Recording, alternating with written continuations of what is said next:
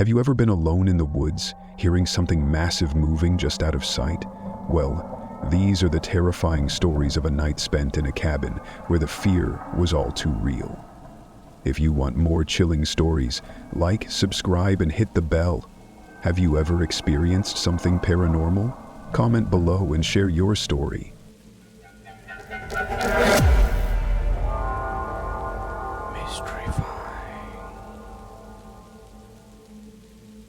They say the cabin called Barefoot Cottage is cursed. Tucked away in the woods, miles from any road, it has a reputation for swallowing its visitors whole. People who spend a night there either come back changed or don't come back at all. It started as a dare.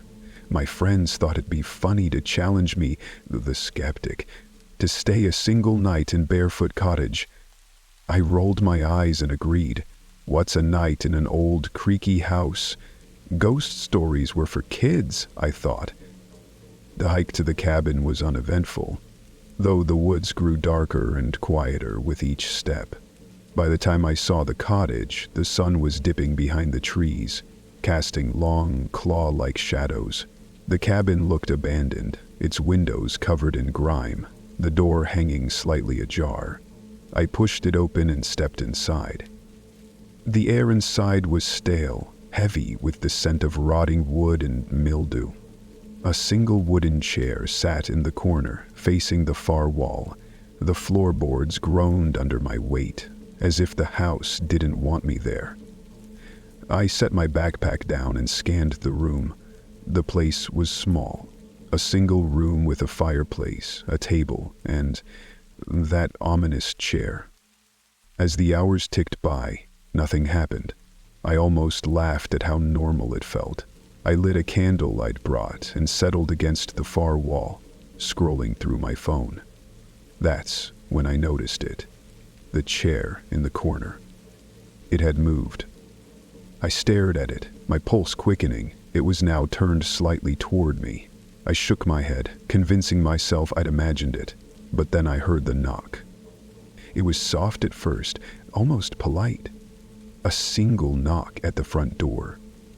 I froze, the candlelight flickering around me. "Hello?" I called out, my voice shaking. No response, just silence. Then the knock came again. I crept to the door, every muscle in my body screaming at me to run. I flung it open, expecting to see someone, anyone on the other side. But the porch was empty, the woods dark and still. My breath clouded the air as I stepped outside. That's when I saw them. Footprints, bare footprints, leading away from the porch and disappearing into the trees. I slammed the door shut, locking it. My heart raced as I turned back to the room. The chair was now facing me completely. I didn't have time to react before the floorboards upstairs creaked. My blood ran cold. Barefoot Cottage was a single-story cabin. There was no upstairs. A loud crash echoed above me, followed by heavy footsteps that seemed to pace back and forth. The chair tilted slightly, as if an invisible force had brushed past it. The candle's flames sputtered, throwing grotesque shadows across the walls. Then I heard it. A voice, soft and broken, whispering just behind me. "Why did you come here?" I spun around, but no one was there. The air grew colder, and the voice came again, louder now. "You shouldn't be here." I bolted, grabbing my bag and fleeing into the night. The woods felt alive, the trees closing in as if trying to trap me. I didn't stop running until I reached the main road, my chest burning and my legs shaking. I told my friends I made it through the night, but I lied. Barefoot Cottage isn't just haunted, it's alive. Something watches from its walls, from its empty rooms. And I'll never forget those footprints. They weren't leading away from the cottage. They were leading back to it. They say a Whispering Pines cabin got its name from the way the wind sounds in the trees, but that's not the truth. The whispers don't come from the pines. They come from inside the cabin. I didn't believe the stories when I first heard them. My brother dared me to spend one night there, alone. I laughed it off, packed a flashlight and a blanket, and made the hike up to the remote cabin deep in the woods. It was supposed to be abandoned for decades, but when I reached it, the door was slightly ajar, swaying in the evening breeze. Inside, the place was a time capsule. An old rocking chair sat by a cold, soot-covered fireplace. A table with rusted utensils stood in the corner. Dust coated every surface, but the air was heavy, like the place had never truly been empty. As night fell, I felt the first pangs of unease. The wind outside was still, unnervingly quiet, yet I began to hear faint whispers. At first, I thought it was my imagination, soft voices just on the edge of hearing. But as the hours passed, the whispers grew louder. They seemed to come from the walls, from under the floorboards, and from the rafters above. I tried to distract myself, scrolling through my phone until the battery died. The silence that followed was suffocating. And then, the whispers changed. I could make out words now, but they were in a language I didn't recognize. A low, guttural chant echoed through the cabin. And suddenly the rocking chair began to move. It swayed back and forth, creaking against the floor. My heart raced as I backed into a corner. "Who's there?" I shouted, my voice trembling. The whispers stopped. But then, from the darkness of the fireplace, a figure emerged. It was tall and gaunt, its limbs too long for its body, its face a mask of shadow with eyes that glowed like embers. It crawled out of the hearth like a spider, dragging its nails along the floor. I couldn't move, couldn't breathe. It stared at me, tilting its head as if studying me. And then, in a voice that was both a whisper and a roar, it spoke. "Leave before the others wake." I didn't need to be told twice. I grabbed my bag and bolted out the door, not daring to look back. The forest felt alive, the trees groaning as I ran. I swear I heard the whispers following me all the way to the trailhead. I told my brother I'd spent the night, but I hadn't. Whatever was in Whispering Pines' cabin wasn't just a ghost. It was something older, something hungrier. If you ever think about going there, don't. Some places are haunted, not by spirits, but by things that should never be seen. Everyone in town knows about Shadowmire cabin, perched on the edge of a swamp. It's the kind of place people avoid even during the day. They say the cabin isn't haunted by ghosts, but by something far worse. I thought it was all just stories until the night I stayed there. I'd been hiking all day when a storm rolled in, forcing me to seek shelter. Shadowmire cabin was the only place for miles. It looked worse than I expected. The wood rotting, the windows shattered, and the door barely hanging on its hinges. I told myself it was just an old abandoned shack, nothing more. Inside, the air was damp and thick with the smell of decay.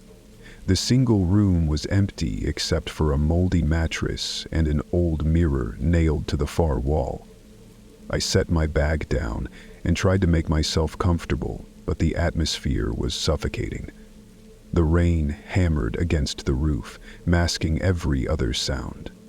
But then, I heard it, a faint scratching.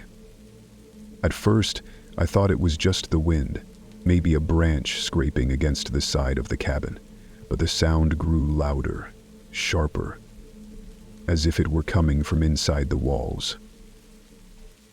I shined my flashlight around the room. Nothing. But when the beam landed on the mirror, I froze. My reflection wasn't moving. I stared at it, my heart pounding. It tilted its head, slowly. Then raised a hand to the glass. I took a step back, and it pressed its palm against the surface as if trying to reach through. The scratching turned into a frantic clawing, the sound now echoing all around me. I grabbed my bag, ready to bolt, but the doors slammed shut with a force that shook the cabin. "Stay," the voice whispered, low and gravelly. I spun around, and the mirror shattered, spraying shards across the room. Out of the broken glass, a shadowy figure emerged. It was tall and featureless, its body shifting and writhing like smoke. Its presence filled the room, and the temperature dropped so fast I could see my breath. The creature didn't move, but its form began to split, shadowy tendrils reaching out toward me. The voice came again, louder this time. "Stay, or I'll find you." I didn't stay. I threw my weight against the door until it burst open, and I ran into the storm. The rain was freezing, the swamp water rising around my ankles as I stumbled blindly through the dark. Behind me, I heard the cabin groan as if it were alive, the shadows spilling out into the night. I didn't stop running until I reached the main road. My lungs burned, and my clothes were soaked. I didn't care. I'd escaped. Or so I thought. That night, as I lay in bed, I noticed something strange. My bedroom mirror, the glass was cracked, and faint scratches marred the surface. And, when I looked closer, I swear I saw the shadow moving behind me. It was supposed to be an easy weekend. The cabin in Silent Hollow was cheap to rent, tucked away in the woods with no phone reception, perfect for clearing my head. But by nightfall, I realized why the price was so low. The locals wouldn't stop warning me about the cabin. "Strange things happen out there," one old man muttered at the gas station. When I laughed it off, he grabbed my arm, his face pale. "If you hear it scratching, don't look outside." I shrugged it off as small-town superstition. The cabin itself seemed harmless, small and cozy, with an old fireplace and mismatched furniture. I unpacked my gear and settled in with the book as the sun dipped behind the trees. It started with the sounds. At first I thought it was the wind, but there was no breeze. A low, guttural growl echoed through the forest, followed by the snap of branches. I told myself it was probably a deer or a bear. I even convinced myself I'd heard worse. But then came the scratching. It started faint, like nails dragging across wood. I froze, my heart pounding as the sound grew louder, closer. The noise circled the cabin, stopping near the front door before shifting to the windows. I grabbed the flashlight and shined it out into the dark woods, but all I saw were shadows. Shadows. And something else. Two eyes, glowing faintly yellow, stared back at me from the tree line. They didn't blink, didn't waver. They were too high off the ground to belong to anything normal. I backed away, locking the door and every window. The scratching started again, this time on the roof. Whatever it was had climbed onto the cabin. I stood frozen, clutching a kitchen knife, when I heard it whisper my name. The voice was garbled, like an animal trying to mimic human speech. "Come out," it rasped, slow and deliberate. "Let me see you." I did the only thing I could think of. I blew out the candles and stayed completely still. The thing outside began circling again, thudding against the walls as if testing their strength. I heard a sharp crack, and suddenly the ceiling sagged, dust raining down. My flashlight flickered, and in the brief beam I saw its silhouette. A tall, twisted shape, its limbs long and clawed, its head cocked unnaturally to the side. It slammed against the front door, the wood splintering under the force. I bolted for the back window, wrenching it open and throwing myself into the night. The forest was a blur as I ran, the sound of heavy footsteps chasing me. It didn't matter how fast I went. The thing was always just behind me, its raspy breaths growing louder. The smell of salty air filled my noses, and my stomach rumbled and stiffened. I don't know how long I ran, but I eventually made it to the road, collapsing in a heap, just as a truck's headlights appeared. The driver found me shaking, barely able to explain what had happened. When I went back with the authorities the next day, the cabin was gone, not destroyed, just gone as if it had never existed. But I found something. In the clearing, deep claw marks in the dirt leading back into the woods. I've tried to forget what happened, but I can still hear the voice in my nightmares, calling my name, asking me to come out. When I arrived at Hollow Creek Cabin, I thought it would be the perfect place to escape the chaos of my life. The cabin was isolated, tucked away in the woods, far from the nearest town. No one would bother me here, just peace and quiet. The owner had given me a quick tour before leaving for the weekend, warning me to lock the doors at night and not to venture outside after dark. I thought it was just another exaggerated cautionary tale from a rural owner. What could happen in such a quiet place? The first few hours were peaceful, just me, a book, and a warm fire. But as night fell, an unsettling feeling settled over me. There was something wrong about the place. The shadows seemed deeper, the silence too thick, like the woods themselves were holding their breath. That's when I heard it. Distant, faint at first, a soft tapping on the window. I froze. I told myself it was just a branch blown by the wind, but the tapping grew louder, closer. I pulled the curtains back slowly, peeking outside. Nothing. Just the trees swaying in the wind.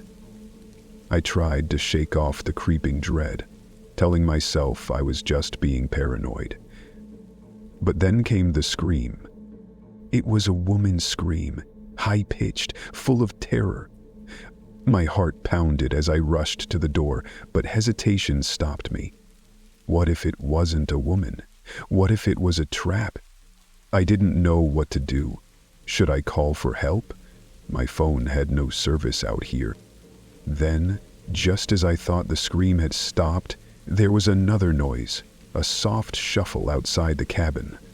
My pulse raced. Slowly, I crouched near the door and peeked through the crack in the wooden blinds. A man stood there. He was tall, dressed in dark clothes, his face obscured by a hood. He didn't move, didn't blink. He just stood there, staring at the cabin. I took a shaky breath and backed away from the window. The tapping started again, now coming from the back of the cabin. Then a thud. A loud thud on the door. I didn't wait to see what would happen next. I grabbed my keys and ran out the back door, heart racing. I stumbled through the dark forest, not looking back. My mind screamed at me to run faster, but the woods seemed endless, the darkness thickening with each step. I tripped and fell, scraping my hands on the rough ground. When I stood up, I heard footsteps behind me. The man was following. In a panic, I ran harder, weaving between the trees, trying to lose him, but I could hear his breathing, slow and steady, just behind me. It was like he was playing with me. That's when I heard it.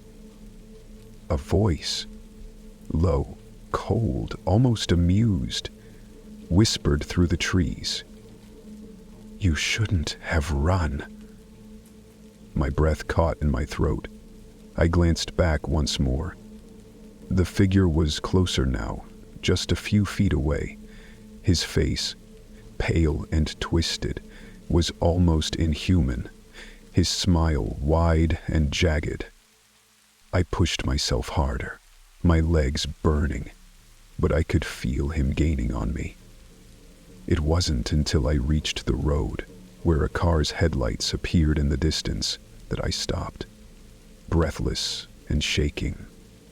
I screamed for help, waving my arms as the truck slowed to a stop.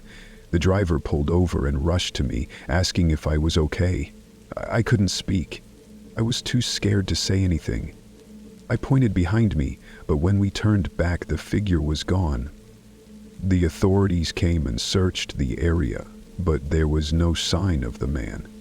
The cabin was empty, just as I had left it.